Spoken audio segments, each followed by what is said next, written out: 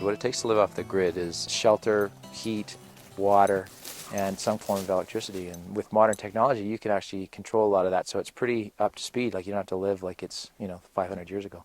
Well, basically you need some kind of heat. In our case, we're using a high efficiency wood stove with a propane backup.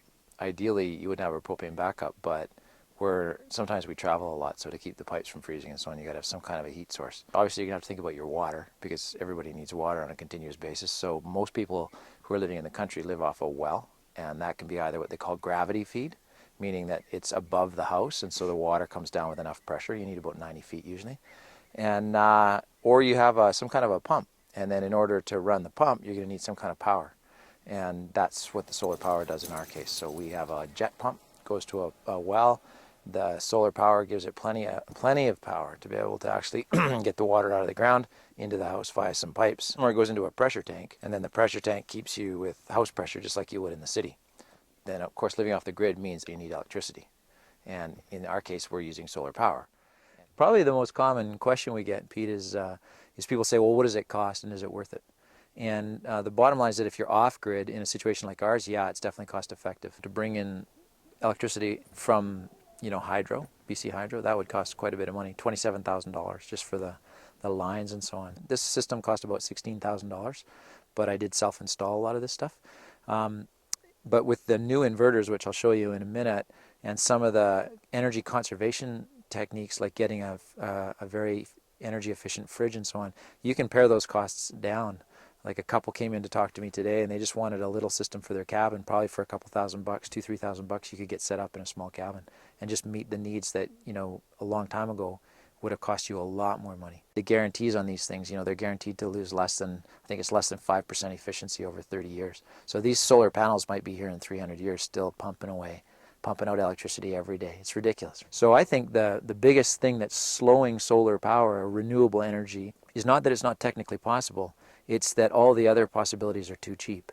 So everybody says, well, what we need are subsidies for renewable. And I say, forget the subsidies for renewable energies and just drop the subsidies for oil and drop the subsidies for nuclear and drop the subsidies for the non-sustainable forms of energy, which we've been subsidizing and subsidizing and subsidizing.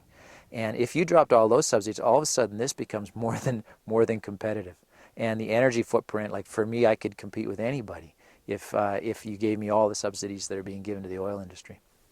So that's, like, in terms of cost, I mean, that's the bigger picture cost. In terms of actually could I set it up, like what I say to people, well, it's a no-brainer. For your absolute basic 101 on how panels work is you mount them. You'll see they're mounted when we first looked at it so that they're facing the sun at the optimum angle for sort of the worst time of the year. So here they're set up to face due south within 15 degrees, and then they're at an angle so that when the sun in the winter is low, it's going to hit the panels at the best place. And there's some kind of ratios you work out that, but it's not rocket science. You just set them up, put them at an angle, get them off the ground. And then it goes into this little box here, which has got a couple of fuses on it. And then from here, I run the line underground at about 100 volts, 120 volts.